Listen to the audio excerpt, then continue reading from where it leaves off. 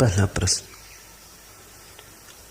कुछ दिन ध्यान में जी लगता है, फिर कुछ दिन पूजा और भजन चलता है, लेकिन एकाग्रता कहीं भी नहीं होती। अपनी इस स्थिति से परेशान हूं, कृपा कर मुझे साधें। मन का स्वभाव ऐसा, न यहां लगता न वहां लगता। मन का स्वभाव है द्वंद्व।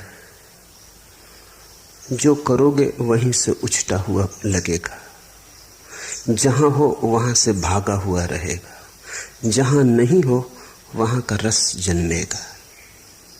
जो मिला व्यर्थ हो जाता, जो नहीं मिला वे दूर के ढोल बड़े सुहावने लगते। मन के स्वभाव को समझो।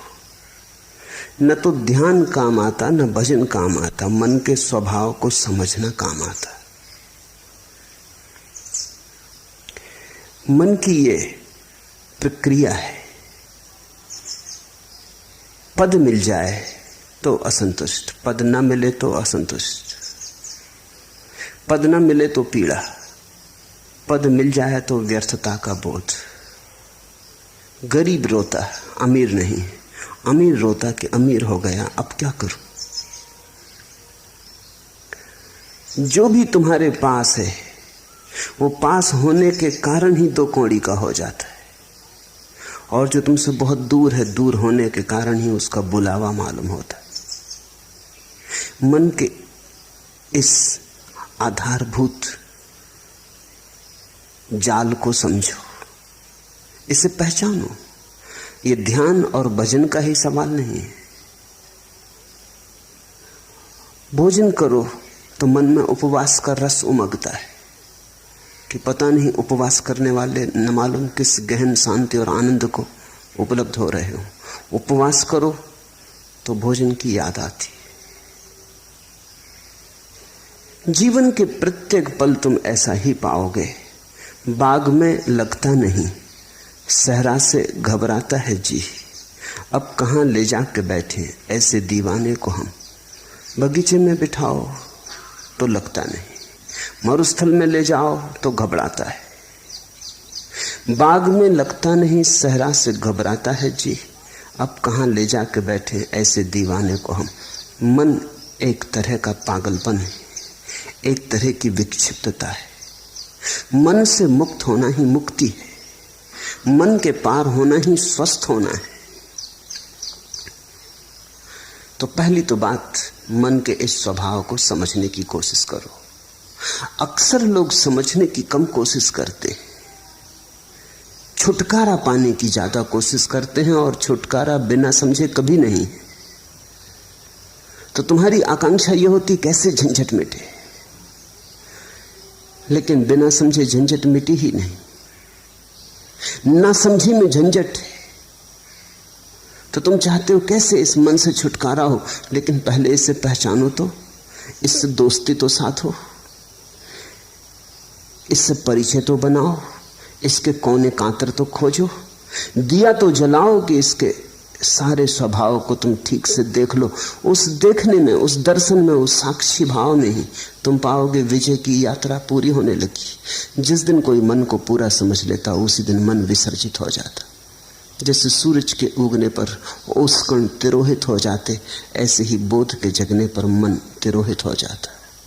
जैसे दिए के जलने पर अंधेरा नहीं पाया जाता, ऐसे समझ के, प्रज्ञा के दिए के जलने पर मन नहीं पाया जाता। तो मन से लड़ो मत। पहली बात, लड़ने का अर्थ ही ना समझिए। लड़के कभी कोई जीता? तुमने यही सुना है कि जो लड़े वो जीते। मैं तुमसे कहता हूं, लड़के कोई कभी जीता? समझ के जीत होती। लड़ने वाले तो ना समझ। लड़ोगे किससे? छायाओं से लड़ रहे हो। जैसे कोई अपनी छाया से लड़ने लगे, खींच ले तलवार, करने का लगे हमला। परिणाम क्या होगा? छाया कटेगी। परिणाम यही होगा, खुद ही थकेगा। और डर है कि छाया से लड़ने में कहीं अपने हाथ पैर न काट ले। क्रोध में, उबाल में पागल ना हो उठे। कहीं ऐसी घड़ी ना आ जाए कि विक्षिता में अपने को ही काट ले। अक्सर मन के साथ लड़ने वाले ऐसी ही स्थिति में पड़ जाते। मन तुम्हारा है, तुम्हारी छाया है नहीं, बस छाया जैसा है। रोशनी बढ़ाओ, थोड़े जाग के मन को समझो। जब ध्यान करो मन कहे भजन में, तो जरा जाग के देखो, एक तरफ खड़े होकर देखो कि मन क्या कह रहा है। जब भजन करो और मन कहे ध्यान लगाओ, तब जाग के देखो कि मन क्या कह रहा है। इसकी चालबाजियां पहचानो, इसकी कूटनीति पहचानो। मन बड़ा राजनीतिज्ञ है, ये तुम्हें भटकाए रहता है, ये तुम्हें चलाए रहता है। और तुमने ध्यान करके भी देख लिया, वहां भी नहीं लगा, और तुमने भजन करके भी देख लिया, वहां भी नहीं लगा। तो अब ये तो समझो कि मन कहीं लगेगा ही नहीं। मन का लगना धर्म नहीं, ना लगना मन की आदत है। कहीं लगता नहीं, जो नहीं लगता वही मन है। तो अब जब मन तुमसे कहे कि ध्यान करो, क्या भजन में पड़े हो, तो जाग के देखना कि ये फिर वही मन जो कहीं नहीं लगता, भजन में भी नहीं लगा था। तब इसने कहा था ध्यान करो, अब कहता है भजन करो। पहले कहा संसार में उलझे रहो, फिर कहा संन्यास ले लो। अब संन्यास में भी नहीं लगता, कहता है संसार में लौट चलो। इस मन को जरा देखना। कुछ करने की बात नहीं है, सिर्फ शांत भाव से देखना। तुम्हारे देखने में ही तुम पाओगे मन गिरने लगा, तुम पर उसकी पकड़ जाने लगी, तुम पर पकड़ छूट जाए, तुम थोड़े शिथिल हो जाओ मन के पास से, तुम थोड़े बाहर सरकने लगो। न तो ध्यान से घटती है बात, न भजन से घटती है, समझ से। इसलिए समस्त धर्मों का सार है जागरूकता।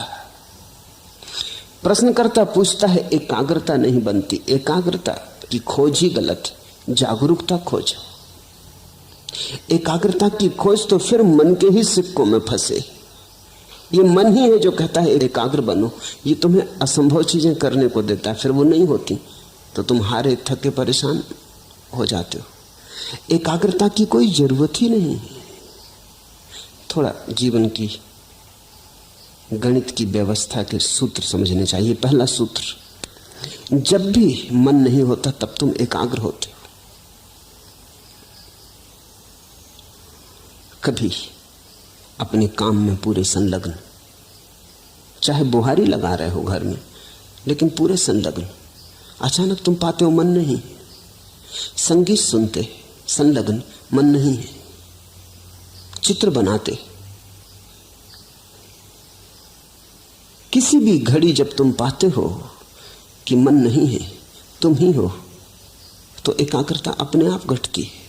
एकाग्रता घटाई नहीं जा सकती। एकाग्रता मन की तन्मयता का परिणाम है। जब मन डूबा होता है तब तुम एकाग्र होते हो, जब मन उभर आता है तब तुम अनेकाग्र हो जाते हो। मन तुम्हें अनेक में बांट देता है, खंड खंड कर देता है। अब तुम चेष्टा कर रहे हो एकाग्र होने की। एकाग्र होने की चेष्टा और झंझट लाएगी, क्योंकि करोगे किससे चेष्टा तुम एकाग्र होने की? मन से ही करोगे। सब चेष्टा मात्र मन से होती। अब तुम एक ऐसे काम में लगे हो जैसे कोई आदमी अपने जूते के बंद खींच खींच के खुद को उठाने की कोशिश करे। खुद को कैसे उठाओगे जूते के बंद खींच के? थोड़े बहुत उछल कूद लो, फिर बार बार जमीन पे पड़ जाओगे। ये असंभव चेष्टा है। मन कभी एकाग्र नहीं होता। जब एकाग्रता होती तो मन नहीं होता। तो तुम मन के द्वारा एकाग्र होने की चेष्टा ही छोड़ो। तुम तो छोटे छोटे कामों में रस लो। रस का परिणाम है एकाग्रता। बुहारी लगाओ तो ऐसे लगाओ जैसे भगवान के मंदिर में लगा रहे हो, चाहे घर तुम्हारा ही हो, है तो भगवान का ही मंदिर। भोजन करो तो ऐसे ही करो जैसे भगवान को ही भोग लगा रहे हो। भोजन तो तुम ही कर रहे हो, लेकिन अंततः तो भगवान को ही लग रहा भोज। वही तो तुम्हारे भीतर आके भूख बना, उसी ने तो तुम्हारी भूख जगाई। वही तो तुम्हारे भीतर भूखा है, उसके लिए तो तुम भोजन दे रहे हो। रस जगाओ, एकाग्रता की बात मत उठाओ। रस का सहज परिणाम एकाग्रता है। जो करते हो उसे रसपूर्ण ढंग से करो, उसमें डुबकी लो। छोटे और बड़े काम नहीं है दुनिया में, जिस काम में तुम डुबकी ले लो वही बड़ा हो जाता है। बुहारी लगाने में डूब जाओ वही बड़ा हो जाता है। कबीर कहते हैं, खाऊं पीऊं सो सेवा, उठूं बैठूं सो परिक्रमा। मेरा उठना ही बैठना उस परमात्मा की परिक्रमा है, और जो मैं खाता पीता हूं यही उसकी सेवा है। रस, मेरे देखे अधिक लोगों के जीवन का कष्ट यही है कि वो जीवन में कहीं भी रस नहीं ले रहे। जो भी कर रहे हैं बेमन से कर रहे हैं क्योंकि करना है, खींच रहे हैं। जैसे बैलगाड़ी में जुते बैल, ऐसा जीवन को खींच रहे हैं, नाचते हुए, उमंग से भरे हुए नहीं। अगर तुम कोई ऐसे काम में लगे हो जिसमें तुम रस ले ही नहीं सकते तो बदलो वो काम। कोई काम जीवन से ज्यादा मूल्यवान नहीं। अक्सर ऐसा हुआ है, हो रहा है कि लोग ऐसे काम में उलझे हैं जो उनमें रस नहीं जगाता। किसी को कवि होना था, वो जूते बेच रहा है, बाटा की दुकान पे बैठा है, और जिसको बाटा की दुकान पे बैठना था वो कविता कर रहा है, तो उसकी कविता में जूते की पालिश की गंध आती, आएगी ही। लोग वहां हैं जहां उन्हें नहीं होना था, और ये विकृति के कारण है क्योंकि तुमने कभी अपने सहज भाव को तो खोजा नहीं। किसी के पिता ने कहा कि दुकान करो, इसमें ज्यादा लाभ है। किसी के पिता ने कहा डॉक्टर बन जाओ। किसी की मां को ख्याल था बेटा इंजीनियर बने। परिवार को धुन थी कि बेटा नेता बने। तो सब धक्का दे रहे हैं एक दूसरे को कि ये बन जाओ, वो बन जाओ। कोई ये नहीं पूछता कि ये बेटा क्या बनने को पैदा हुआ है, इससे भी तो पूछो, थोड़े इसके हृदय को भी तो टटोलो। तो फिर लोग गलत जगहों पर पहुंच जाते। एक बहुत बड़ा सर्जन जिसकी सारे जगत में ख्याति थी, जब 60 वर्ष का हुआ है और उसकी 60वीं वर्षगांठ मनाई गई तो सारे दुनिया से उसके मित्र इकट्ठे हुए, उसके मरीज इकट्ठे हुए, और उन्होंने उसका बड़ा स्वागत किया। लेकिन वो बड़ा उदास था। उसके स्वागत में एक नृत्य का आयोजन किया गया था। तो जब लोग नृत्य करने लगे और वो सर्जन देखता रहा तो उसकी आंख से आंसू टपकने लगे। तो उसके पास बैठे उसके मित्र ने पूछा, क्या मामला है? हम सब तुम्हारी वर्षगांठ पे इकट्ठे हुए प्रसन्नता से, ये नृत्य तुम्हारे स्वागत में होता, तुम रोते क्यों हो? तुम्हारी आंख में आंसू क्यों है? तुम किस पीड़ा से भीग गए हो? उसने आंसू पोंछ लिए। उसने कहा कि नहीं, वो कोई बात नहीं। पर मित्र ने जिद की, कहा कि क्या तुम्हें कोई जीवन में विफलता मिली? तुम जैसा सफल आदमी नहीं, तुमने जो ऑपरेशन किया सफल हुआ। तुम्हारे जैसा कुशल सर्जन दुनिया में नहीं, फिर क्या? लेकिन उसने कहा, मैं कभी सर्जन होना ही नहीं चाहता था। मेरा दिल तो एक नर्तक होने का था। आज नाच को देख के मैं रो उठा। मैं छोटा मोटा नर्तक होता, कोई मुझे ना जानता तो भी मेरी तृप्ति होती। आज मैं दुनिया का सबसे बड़ा सर्जन, लेकिन मेरी कोई तृप्ति नहीं, मेरी नियत ही मुझे न मिली। तो आज भी जब मैं किसी को नाचते देखता हूं तो बस मुझे याद हो आती। तुम अपनी जिंदगी को गौर से देखो। पहली तो बात, जो कर रहे हो उसमें रस लेने की कोशिश करो। हो सकता है तुमने रस का अभ्यास नहीं किया,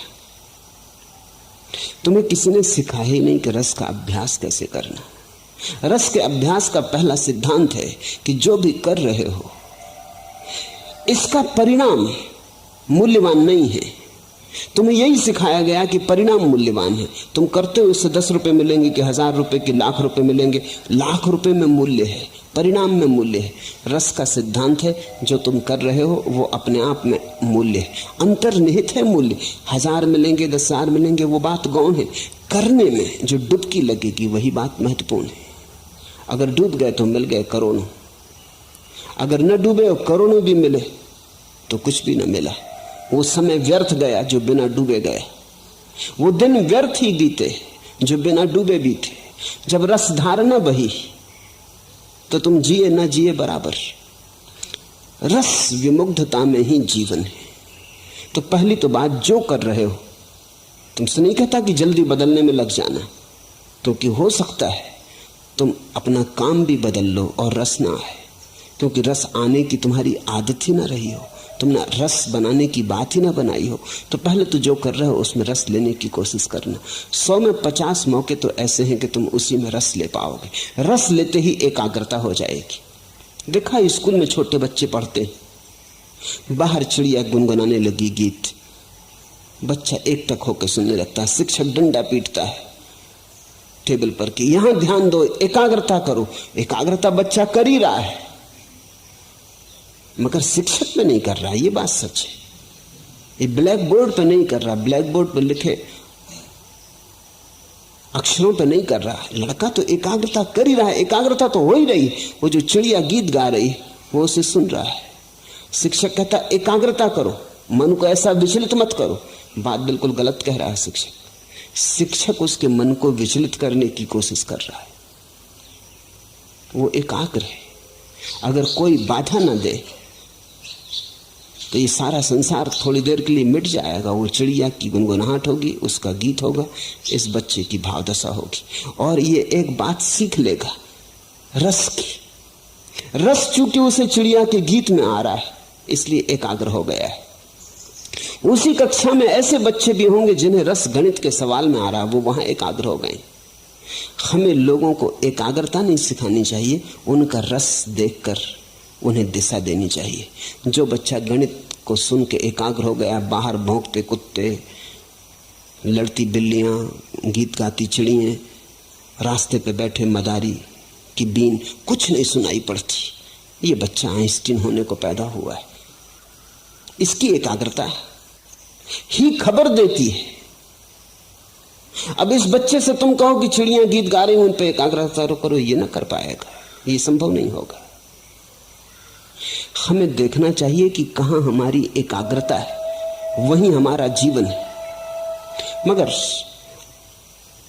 आज अचानक जीवन बदलने का तुम्हारे हाथ में उपाय नहीं। आज तो पहचानने का भी उपाय नहीं कि कहां तुम्हारी एकाग्रता होती। तुम तो भूल ही गए, तुम्हारे जीवन की सारी व्यवस्था उल्टी सीधी हो गई है। दूसरों ने तुम्हें चला दिया, दूसरों ने तुम्हें मार्ग दे दिया, दूसरों ने तुम्हें दिशा और आदर्श दे दिए, तुम्हें पूरी तरह भरमा दिया है। पहले तो जो काम कर रहे हो उसमें रस लेने की आकांक्षा जगाओ। जो काम कर रहे हो उसे इतने भाव से करो, इतनी मगनता से करो कि उससे अतिरिक्त ऊर्जा बचे ही नहीं विघ्न बाधा डालने को। एकाग्रता का और क्या अर्थ होता है? एकाग्रता कोई जबरदस्ती थोड़ी, एकाग्रता बड़ी स्वाभाविक घटना है। अब तुम यहां मुझे सुन रहे हो,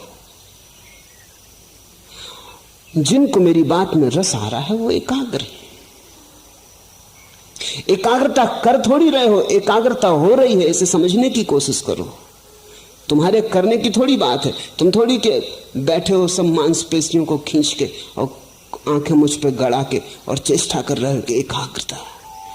ऐसी एकाग्रता करोगे तो तुम सुन ही नहीं पाओगे जो मैं कह रहा हूं। एकाग्रता सहज है, तुम्हें रस आ रहा है, उसी रस कारण तुम चल आए हो, उसी रस के कारण तुम रोज चलते आए हो, वही रस तुम्हें लाता रहा है। रस है तो एकाग्रता है, तो तुम रस को जगाओ, एकाग्रता की बात ही छोड़ दो। अगर रस जगे ही ना तो फिर समझो, फिर हिम्मत करो, साहस करो, बदलो उस व्यवस्था को जिसमें रस नहीं जगता। हो सकती वो व्यवस्था तुम्हारे लिए नहीं। तो दरिद्र हो जाना बेहतर है समृद्ध होने की बजाय, सड़क का भिखारी हो जाना बेहतर है सम्राट होने की बजाय, अगर रस आ जाए, क्योंकि रस ही सम्राट बनाता है। तो कभी कभी तुम किसी भिखारी के चेहरे पर ऐसी आभा देखोगे जो सम्राटों के चेहरों पर नहीं दिखती। रस विमुग्ध है, वो अपने काम में लीन है। रथचाइल्ड ने अपनी आत्मकथा में लिखा है कि एक भिखारी आया, 5 बजे सुबह उसका दरवाजा खटखटाने लगा। वो बड़ा नाखुश हुआ। 5 बजे सुबह नींद से भरे उसको उठाया, वो बड़ा झल्लाता हुआ बाहर आया। ऐसे वो देना पसंद करता था, दान उसका रस था। लेकिन ये कोई वक्त है? तो उसने भिखारी को कहा, सुनो जी, ये कोई समय है? भिखारी ने कहा कि आप भी सुनो, आप बैंकिंग का धंधा करते हो, मैं कोई सलाह तो देता नहीं, ये हमारा धंधा है, इसमें हम सलाह किसी की मानते नहीं। रथचाइल्ड ने प्रकाश जलाया कि इस आदमी को देखना चाहिए जो दुनिया के बड़े से बड़े करोड़पति को कह सकता है कि सुनो, तुम बैंकिंग का धंधा करते हो, हम तुम्हें कभी सलाह देते नहीं, हमारी सलाह का कोई मतलब भी नहीं, क्योंकि हमें कोई अनुभव भी नहीं, तुम हमें सलाह मत दो, हम जन्मजात भिखारी। उस आदमी के चेहरे को देखा, वो बड़ा प्रसन्न आदमी था। रथचाइल्ड ने लिखा, मैं मंत्र मुक्त हो गए। ये हिम्मत भिखारी की नहीं, सम्राट की होती है। रथचाइल्ड को ऐसा कहना जिसके पास भीख मांगने आए कि चुप, सलाह मत देना, मेरे धंधे को मैं भली भांति जानता हूं। रथचाइल्ड ने उसे खूब दिया और कहा, मैं खुश हुआ इस बात से कि कोई आदमी अपने भिखमंगेपन की भी इतनी प्रतिष्ठा रखता है। कभी तुम्हें राह का भिखारी भी प्रसन्न मिल सकता है। प्रसन्नता का कोई संबंध इससे नहीं कि तुम्हारे पास क्या है, जो भी तुम्हारे पास है उसमें अगर रस है तो प्रसन्नता है। तुम अगर हाथ के भिक्षा पात्र को भी गीत गुनगुनाते हुए ढो रहे हो तो आनंद है, और तुम्हारे पीछे स्वर्ण रथ चल रहे हैं और तुम मुर्दा बुझे तो कुछ अर्थ नहीं। एकाग्रता मत पूछो, यद्यपि तुम्हें यही सिखाया गया है स्कूल से लेकर विश्वविद्यालय तक, और तुम्हारे तथाकथित धर्म गुरु भी तुम्हें यही सिखाते हैं कि एकाग्रता। मैं तुमसे कहता हूं रसमग्नता, वो शब्द हटा दो, क्योंकि वो शब्द सीधा काम का ही नहीं है। एकाग्रता जरूर आती है मगर परिणाम की तरह आती। एकाग्रता साधन नहीं है। जहां रस लोगे वहीं घट जाती, रस के पीछे बंधी चली आती, रस की छाया है। तो तुम कहीं भी रस लो, अगर मंदिर में रस ना आता हो, फिक्र छोड़ो, फिर मंदिर में परमात्मा तुम्हारे लिए नहीं घटेगा। जहां रस ही नहीं है वहां एकाग्रता नहीं होगी, एकाग्रता नहीं होगी, परमात्मा कहां होने वाला है। अगर तुम्हें बांसुरी के गीत में रस आता है तो वहीं तुम्हारा परमात्मा तुम्हें मिलेगा। अगर नर्तक की पायलों में तुम्हें रस आता है तो तुम्हारा परमात्मा वहीं नाचेगा। तुम्हारे परमात्मा की खोज तुम्हारे रस से ही तय होगी। रसो वैसा, उस परमात्मा का स्वभाव रस है। किसी शास्त्र ने नहीं कहा कि परमात्मा का स्वभाव एकाग्रता है। सच्चिदानंद वो रस की बात है। तुम्हें जहां आ जाए रस, जहां आ जाए आनंद, जहां उमंग उठे, जहां तुम खिल उठो, फिर वो कुछ भी हो, चाहे खेल हो तो प्रार्थना बन गई। और ऐसे तुम बैठे बैठे प्रार्थना करते रहो, भजन करते रहो, ध्यान करते रहो, और रस उमगे नहीं, मेघ मलार बजे नहीं, हृदय गुनगुनाए नहीं। ऐसे तुम करते चले जाओ जबरदस्ती, यंत्रवत। करनी चाहिए कर्तव्य बस। लोग कहते हैं इससे रस मिलेगा इसलिए कर रहे हैं, नहीं। जहां रस मिलता है वहीं परमात्मा आता है। इसलिए मैं तुमसे कहता हूं कि मेरे पास तुम्हें देने के लिए कोई अनुशासन नहीं है, क्योंकि अनुशासन कोई भी होगा पराया होगा, दूसरे का होगा। तुम्हें अपना अनुशासन खोजना पड़ेगा। प्रत्येक व्यक्ति को अपना मार्ग खोजना पड़ेगा। मैं इशारे देता हूं, उन इशारों से तुम अपना मार्ग समझने की कोशिश करो। कबीर ज्ञान को भी उपलब्ध हो गए तो भी कपड़ा बुनते रहे, जुलाहापन उन्होंने छोड़ा नहीं। किसी ने पूछा कि अब तो आप बंद करें, कभी सुना नहीं कि कोई बुद्ध पुरुष और कपड़े बुनता रहा और जुलाहा बना रहा और बाजार में कपड़े बेचने जाता रहा, आप तो छोड़ो। लेकिन कहते हैं कबीर ने कहा इसी कपड़े के बुनने ने तो मुझे परमात्मा से मिला है, इसे कैसे छोड़ दो। ये मेरी प्रार्थना, ये मेरी पूजा, ये मेरी अर्चना। झीनी झीनी बिनेरी चदरिया, वो जुलाहे का गीत है, कोई और दूसरा तो गा भी नहीं सकता। बुद्ध कैसे गाएंगे? बुद्ध ने कभी चदरिया बिनी नहीं, उन्हें कुछ पता भी नहीं। महावीर कैसे गाएंगे? चदरिया थी वो भी छोड़ दी। उनसे तो पूछो कैसी छोड़ी रे चदरिया। तो बता सकते, लेकिन कबीर ने बुन बुन के पाया। वो ताने बाने चादर के बुनते बुनते उनका ध्यान फला, वहीं रस विमुक्त हुए। पर कैसे पाया उन्होंने? क्योंकि हमें बुद्ध की बात समझ में आ जाती है कि दूर बोधि वृक्ष के नीचे ध्यान में बैठे हुए, कि महावीर वनों में पर्वतों में एकांत में 12 वर्ष मौन में खड़े हुए।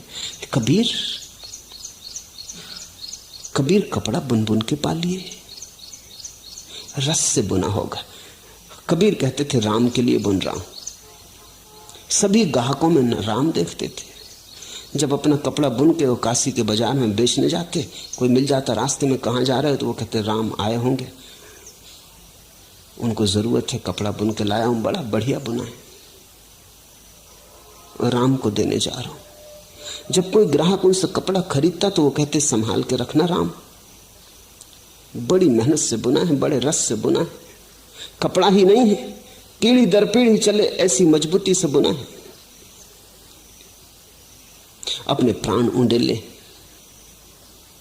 तो जिसको ग्राहक में राम दिखाई पड़े, अब उसे किसी बोधि वृक्ष के नीचे जाने की जरूरत न रही। सभी लोग बोधि वृक्ष के नीचे जा भी नहीं सकते, और अच्छा है कि जाते नहीं तो बड़ी झंझट खड़ी हो जाए। एकाध बुद्ध बोधि वृक्ष के नीचे बैठता है, चलता है, एकाध महावीर मौन खड़ा हो जाता है, चलता है, लेकिन सभी ऐसे खड़े हो जाएं तो जीवन बड़ा विरस हो जाएगा। अधिक को तो कबीर जैसा होना पड़ेगा, अधिक को तो गोरे जैसा होना पड़ेगा। गोरा कुम्हार बस घड़े बनाता रहा, और घड़े बनाते बनाते खुद को भी बना लिए। और रैदास जूते सीते सीते, जूते बनाते बनाते पहुंच गए। तो तुम जो कर रहे हो उसमें रस डालो, ऊंडे लो रस, वहीं तुम्हारा भजन, वहीं तुम्हारा ध्यान। अगर तुम्हारी सारी चेष्टाएं असफल हो जाएं तो फिर साहस करो, तो फिर तुम गलत जगह हो। तुम कुछ ऐसी जगह बहने की कोशिश कर रहे हो जो चढ़ाव पर है। तो नदी चढ़ाव पे तो नहीं बहती, ढाल पर ही बह सकती है। रसधार भी ढाल पर ही उतर के बह के मिलता है। तो फिर बदलो, इसलिए साहस की जरूरत है। पहले सारी चेष्टा कर लो, और फिर तुम्हें लगे कि नहीं, इस ढंग से मेरे लिए परमात्मा से मिलन नहीं हो सकेगा, तो बदलो। उस बदलाहट को मैं संन्यास कहता हूं। बदलने की हिम्मत रखो। एक आदमी 40 साल तक लंदन के बाजार में दलाल का काम करता रहा। बड़ा सफल आदमी था, खूब कमाई थी, सब तरह का सुख था। किसी ने कभी सोचा भी न था एक रात वो घर से नदारद हो गए।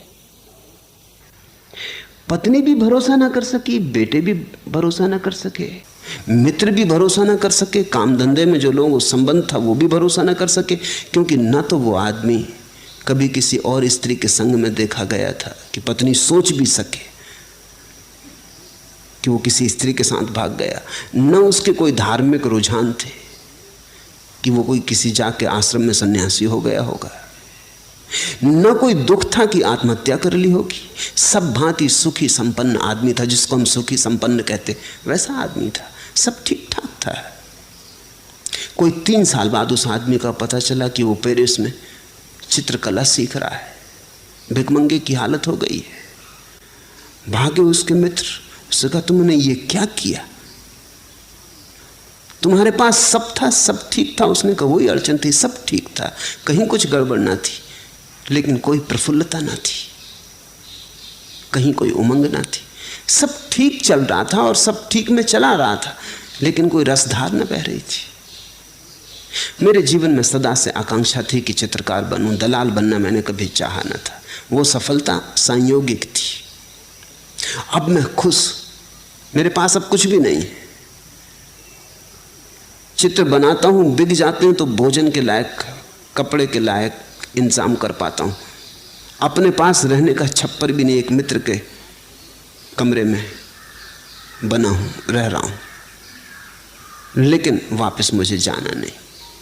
मैं प्रसन्न हूं। और जो मित्र गए थे उन्होंने देखा कि वो आदमी एक अद्भुत ऊर्जा से, एक अद्भुत आभा से भरा था। सूख गया था शरीर उसका, लेकिन एक रोशनी थी।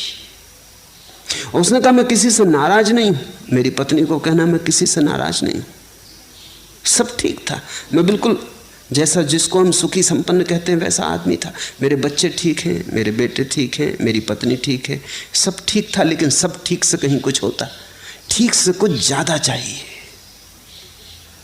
ठीक से क्या होगा, ऐसे तो ठीक ठीक ठीक और मर जाएंगे। सुविधापूर्वक जी लिए और मर गए, नाच तो पैदा ही ना हुआ, जीवन में फूल तो खिले ही नहीं, लौटा नहीं वापस, बड़ा चित्रकार बन गया। इसे मैं सन्यास कहता हूं। न उसने गैरिक वस्त्र पहने, न वो किसी आश्रम में गया, लेकिन इसे मैं सन्यास कहता हूं।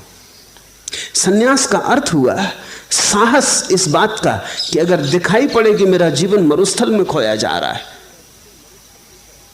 तो अपनी राह बदल लेने की, चाहे कोई भी कीमत चुकानी पड़े। आदमी कमजोर है, वो सुविधा से जीता है, चाहे कुछ ना मिले लेकिन सुविधा तो है, सुरक्षा तो है, कुछ ना मिले। इसलिए ये सारे प्रश्न उठते हैं कि एकाग्रता कैसे सधे। तो पहले तो कोशिश करना, सध जाए तो शुभ। चेष्टा करने से 50% मौके हैं सध जाएगी, न सधे तो हिम्मत करना, देर मत लगाना, क्योंकि जिंदगी रोज हाथ से सरकी जाती।